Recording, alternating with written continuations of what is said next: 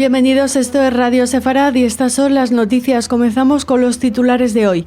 A la hora de cerrar este informativo, se rumorea que esta noche de miércoles 15 se anunciará un alto el fuego entre Israel y Líbano. Según ha trascendido, un satélite de fabricación china en manos iraníes rastreaba bases estadounidenses. Hamás rechaza el plan de desarme liderado por Estados Unidos y exige cambios en la propuesta. El Congreso de Estados Unidos elimina el plazo para las reclamaciones de arte saqueado durante el Holocausto, abriendo la puerta a una mayor restitución. Una sinagoga fue blanco del primer ataque incendiario de este tipo en la historia moderna de Macedonia del Norte. Estos son los titulares de las noticias que comenta Jorge Rosenblum, nuestro director. Hola, Jorge. ¿Qué tal, Raquel? Comenzamos con la primera de las noticias. Según un periódico libanés, el alto el fuego durará una semana y finalizará al mismo tiempo que el alto el fuego temporal vigente entre Estados Unidos e Irán. La noticia se basa en una fuente de seguridad iraní de alto rango y sería el resultado de las conversaciones de paz entre Israel y el Líbano y la presión de Irán. Estados Unidos actuaría como patrocinador y socio de Israel durante el alto el fuego y será responsable de supervisar las acciones israelíes durante su vigencia. Bueno, todavía no tenemos muchas más noticias porque lo que hay es un rumor, pero como es un rumor que se tiene que concretar de aquí apenas unas horas, pensamos que va a salir adelante este alto el fuego, que va a durar justamente una semana, que es lo que falta por acabar el alto el fuego pactado entre Estados Unidos e Irán. El alto fuego al que hacemos referencia es entre Israel y el grupo Hezbollah en el Líbano, y seguramente también esto tiene que ver con el encuentro esta semana entre representantes de Israel y el país Líbano para un reconocimiento mutuo y un acercamiento hacia un acuerdo de paz. Continuamos. Según un informe, Irán habría adquirido secretamente un satélite espía chino que le otorgaría una nueva capacidad para atacar bases militares estadounidenses en todo Oriente Próximo durante la actual contienda. Según documentos militares iraníes filtrados, el satélite TE-01B, construido y lanzado por la empresa china Earth Eye Co., fue adquirido por la Fuerza Aeroespacial del Cuerpo de la Guardia Revolucionaria Islámica a finales de 2024, tras su lanzamiento al espacio desde China. Los comandantes militares iraníes habrían ordenado al satélite vigilar importantes emplazamientos militares estadounidenses basándose en listas de coordenadas con fecha y hora, imágenes satelitales y análisis orbitales. Las imágenes fueron tomadas en marzo, antes y después de los ataques con drones y misiles contra esas ubicaciones. Como parte del acuerdo, la Guardia Revolucionaria Islámica obtuvo acceso a estaciones terrestres comerciales operadas por Emposat, un proveedor de servicios de datos y control de satélites con sede en Pekín, cuya red abarca Asia, América Latina y otras regiones. Según las mismas fuentes, el satélite capturó imágenes de la base aérea Príncipe Sultán en Arabia Saudí los días 13, 14 y 15 de marzo. En esos días, el presidente estadounidense Donald Trump confirmó que aviones estadounidenses estacionados en dicha base habían sido alcanzados. Además, el satélite habría monitorizado una base aérea en Jordania y lugares cercanos a la base naval de la Quinta Flota de Estados Unidos en Manama, Bahrein y el aeropuerto de Erbil, Irak, en torno a la fecha en que la Guardia Revolucionaria Islámica reivindicó los ataques contra instalaciones en esas zonas. La semana pasada trascendió que la inteligencia estadounidense sugirió que China se estaba preparando para entregar nuevos sistemas de defensa aérea a Irán en las próximas semanas, entre ellos sistemas de misiles antiaéreos portátiles que representan una amenaza asimétrica para los aviones militares estadounidenses que vuelan a baja altitud, como quedó demostrado durante la Guerra de 5 semanas.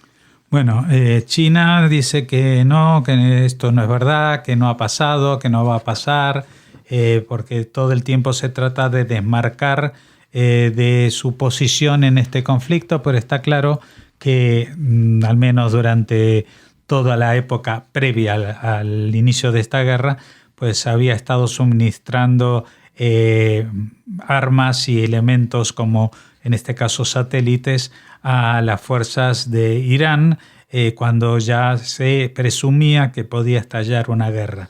Y estamos hablando de que esta capacidad pues, fue vendida a Irán a finales del 2024, cuando Irán estaba en negociaciones con Estados Unidos para limitar sus fuerzas o sus capacidades atómicas, el lanzamiento de misiles y todo esto. Y mientras hablaban de una cosa, pues estaban comprando armas para hacer lo contrario. En este caso, estos satélites espía chinos, lo que le permite es tener una precisión totalmente exacta en el ataque a sitios fijos. Estamos hablando del ataque a las bases norteamericanas en la zona que tienen que ver con sitios en varios países del Golfo y que al parecer han servido para que el régimen iraní logre reducir a varios aviones y otros elementos que tenían destinados los estadounidenses en esas bases cercanas a Irán. Así que, bueno, aquí tenemos un problema añadido, que es el problema de qué está haciendo Irán, porque por una parte vemos que no se muestra como un grandísimo valedor del régimen iraní, pero por otra parte está haciendo negocios con él, vendiéndole sistemas que no son sistemas pasivos de defensa, sino de ataque, y esto evidentemente seguramente cabreará al presidente Trump, y vamos a ver qué es lo que va a suceder en los próximos días, semanas y meses respecto a estas ventas de China a países que se declaran enemigos de Estados Unidos. Me imagino que Estados Unidos tenderá a poner o reactivar aquellas limitaciones económicas que había impuesto apenas inició el presidente Trump su mandato, pero que luego las redujo considerablemente. Hablamos ahora de Hamás. El grupo terrorista ha rechazado el plan de desarme de la Junta de Paz, liderada por Estados Unidos, exigiendo cambios y acusando al mediador de parcialidad a favor de Israel. El grupo terrorista acusó a Israel de no haber cumplido aún con sus obligaciones de la fase 1 del acuerdo de alto el fuego y afirmó que Hamás no participaría en las negociaciones de la fase 2 hasta que Israel lo hiciera. Por su parte, Israel se ha retirado de las zonas pobladas de la Franja de Gaza a posiciones al este de la línea amarilla, ha aumentado la cantidad de ayuda que llega a la zona y sostiene que es necesario avanzar en el desarme del grupo terrorista antes de que se puedan lograr nuevos progresos por su parte. Este rechazo se produce días después de que expirara el plazo que Pakistán había fijado para que Hamás aceptara la propuesta de desarme. Dicho plazo exigía que el grupo terrorista aceptara el plan antes de que finalizara la semana pasada. Sí, bueno, eso lo habíamos comentado la semana pasada. Todo el mundo decía quedan 3 días, quedan 2 días, quedan pocas horas. Al final se venció el plazo y Hamás no ha cumplido con su parte. Y lo peor de todo es que no es que busque un retraso, sino que busca directamente que esto no se produzca, que no se entreguen las armas. Está buscando excusas como que no se ha acabado la fase 1 y la fase 1 ya se ha acabado hace varios meses cuando se entregaron los últimos rehenes que mantenía Hamás. En general se trataba de cadáveres que fueron descubiertos por fuerzas que intervinieron y no entregados por el propio Hamás. Así que bueno, una vez que acabó esa fase 1, que Israel cumplió en todos sus términos y dejó entrar más alimentos y suministros en la Franja de Gaza, y también se han limitado los ataques, pues la cosa parece que no progresa y ahora Hamás le echa la culpa al mediador diciendo que es parcial a favor de Israel. El mediador creo que es ruso, así que no sé muy bien de qué clavo ardiendo se están agarrando los de Hamás para seguir negándose a entregar las armas, que es el principal elemento de esta segunda fase. No olvidemos que tiene muchísimas más fases antes de llegar a una paz definitiva con la gente de la Franja de Gaza, pero evidentemente hay un interés muy importante del grupo terrorista de seguir manteniendo el control de la población, y para hacerlo y para controlar también su economía, la única manera que tienen de hacerlo es teniendo las armas. No para atacar a Israel quizás, pero sí para atacar a su propia gente si estos deciden rebelarse. Una nueva ley estadounidense que elimina el plazo para reclamar obras de arte saqueadas durante el Holocausto ha entrado en vigor después de que el presidente de Estados Unidos, Donald Trump, la firmara el lunes. La Ley de Recuperación de Arte Expropiado del Holocausto de 2025, o Ley GEAR, amplía la de 2016, firmada por el presidente Obama, que permite a las víctimas y descendientes de las víctimas del Holocausto reclamar legalmente obras de arte saqueadas por los nazis o vendidas a los nazis bajo falsas pretensiones. Dicha ley incluía una controvertida cláusula de caducidad que exigía que todas las reclamaciones por obras de arte saqueadas por los nazis se presentaran antes de que finalizara este año.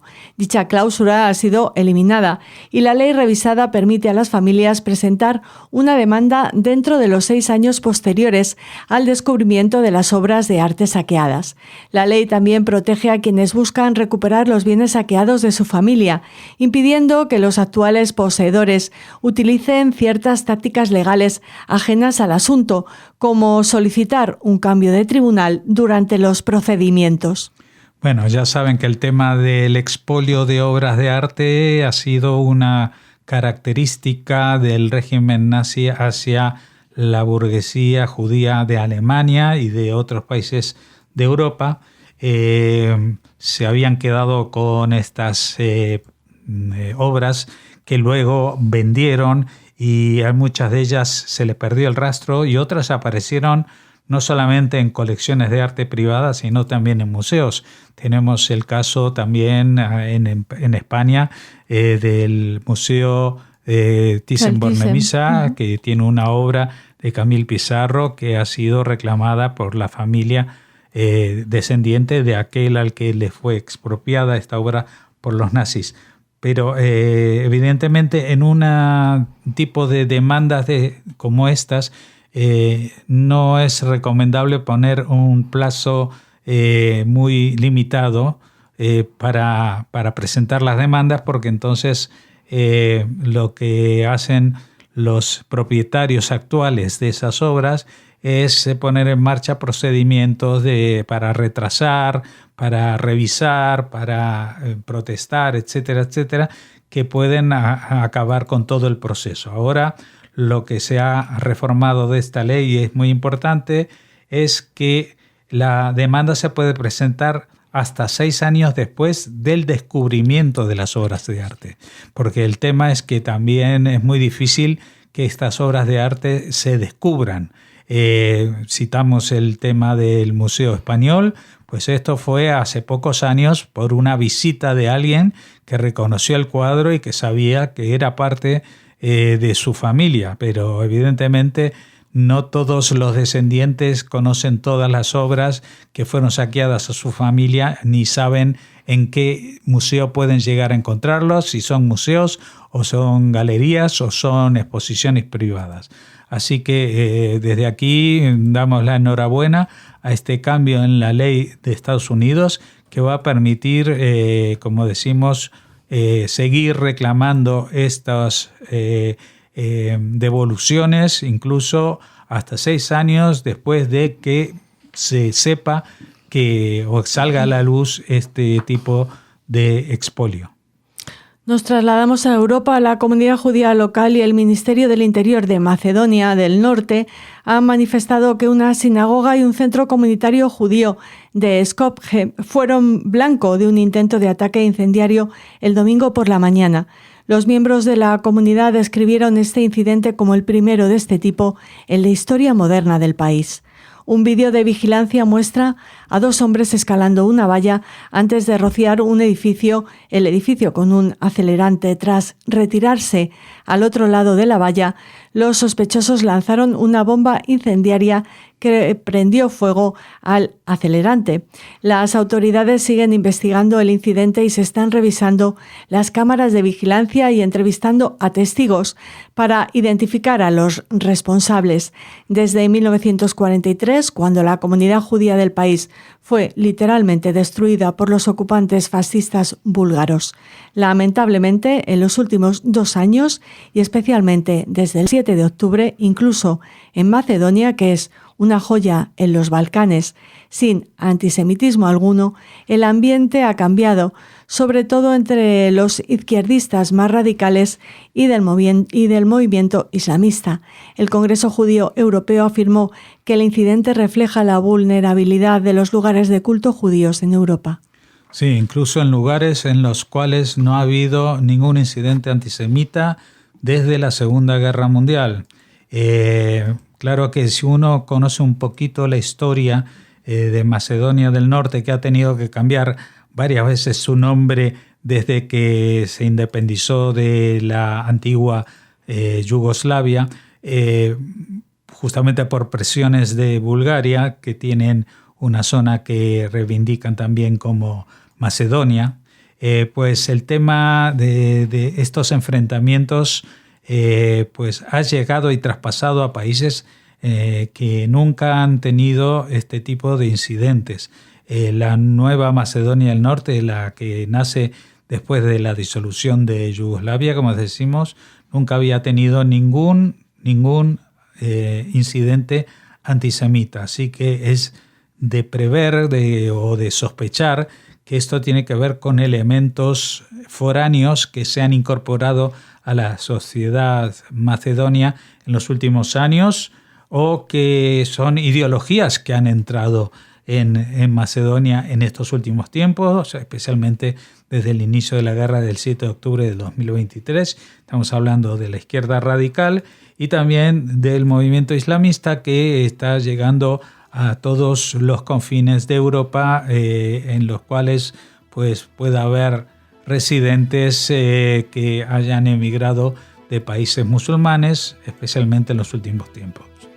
Terminamos así este informativo, estas noticias con comentario aquí en Radio Sefarad. Sigan escuchándonos. Gracias.